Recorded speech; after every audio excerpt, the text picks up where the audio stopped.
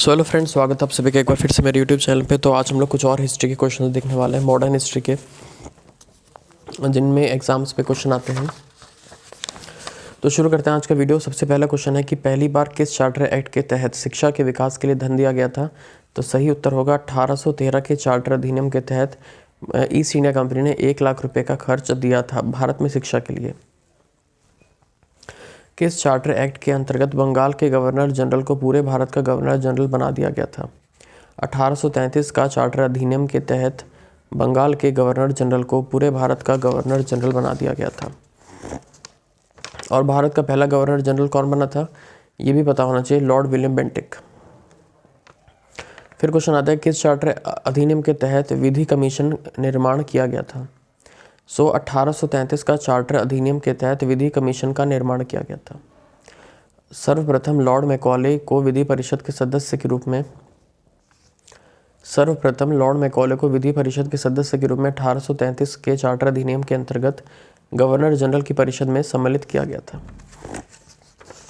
उसके बाद अगला प्रश्न आता है किस अधिनियम के अंतर्गत पहली बार विधि निर्माण में भारतीयों का सहयोग लिया गया था? 1861 में। तो विधि परिषद की शुरुआत हुई थी 1833 में, जिसमें लॉर्ड मैकॉले को पहली बार शामिल किया गया था विधि परिषद के सदस्य के रूप में, लेकिन भारतीयों का सहयोग लेना शुरू हुआ था 1861 में। 1861 में कौन था भारत का वाइसरॉय? 1861 में लॉर्ड कैनिंग भारत का वाइसरॉय था। अगला प्रश्न आता है कि किस परिषद अधिनियम के अंतर्गत चुनाव पद्धति की शुरुआत हुई थी? 1892 के अंतर्गत चुनाव पद्धति की शुरुआत हुई थी, जिसमें सबसे पहले बम्बई व मद्रास में इस अधिनियम द्वारा न्यूनतम 8 और मैक्सिमम 20 सदस्य जो है उनकी संख्या रखी गई थी। तो ये 3 क्वेश्चन हम लोग ने किए, तो हम लोग एक बार रिवाइज करते हैं जो क्वेश्चन अब तक किए हैं। कि सबसे पहला क्वेश्चन था किस भारतीय परिषद अधिनियम के तहत पहली बार विधि कमीशन का निर्माण किया गया? तो 1833 के तहत। ठीक है। अच्छा, भारतीयों का सहयोग कब लिया गया? 1861 में। ओके। फिर किस भारतीय परिषद अधिनियम के तहत मतलब 1 लाख रुपए खर्च किए गए थे भारतीयों की शिक्षा के लिए? मतलब खर्च तो नहीं किए गए थे, लेकिन मतलब प्रस्ताव था, तो इसका उत्तर था 1813। और अगला क्वेश्चन था कि किस परिषद अधिनियम के अंतर्गत चुनाव पद्धति की शुरुआत हुई थी, जिसमें तो चुनाव पद्धति की शुरुआत हुई थी 1892 के भारतीय परिषद अधिनियम के तहत। तो इस प्रकार से हम लोग ने इन 4 क्वेश्चन में कुछ इंपॉर्टेंट अधिनियम के ऊपर क्वेश्चंस देखे। अब चलते हैं अगले प्रश्न पे। अगला प्रश्न आता है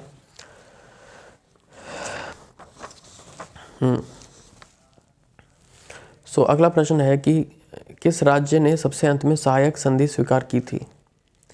तो सहायक संधि आपको पता होनी चाहिए, ये जो थी सब्सिडरी अलायंस थी। सब्सिडरी अलायंस की शुरुआत हुई थी 1898 में, लॉर्ड वेलेस्ली ने इसे शुरुआत करी थी।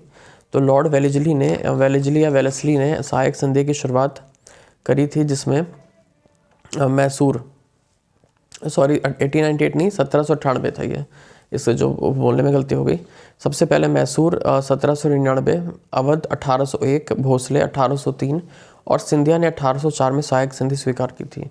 तो प्रश्न पूछा गया था कि किस राज्य ने सबसे अंत में सहायक संधि स्वीकार की थी?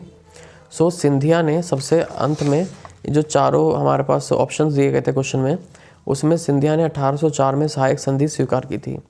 मैसूर ने 1799 में करी थी। 1799 ने, देखो 1798 में सहायक संधि बनती है लॉर्ड वेलेस्ली द्वारा। 1799 में मैसूर स्वीकार करता है, अवध स्वीकार करता है 1801 में, भोसले स्वीकार करते हैं 1803 में और सिंधिया स्वीकार करते हैं 1804 में सहायक संधि को। फिर अगला प्रश्न था कि किस वर्ष झांसी को अंग्रेजी साम्राज्य में मिला लिया गया था? 1854 को।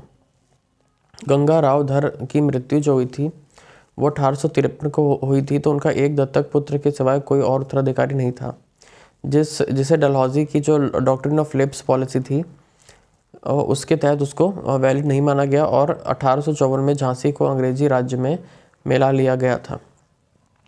झांसी को अंग्रेजी राज्य में जो मिलाया गया था वो 1854 में मिलाया गया था। अगला प्रश्न था कि किस वॉइस रॉय के शासनकाल में क्रांतिकारियों का पहला समाचार पत्र काल छापा गया था?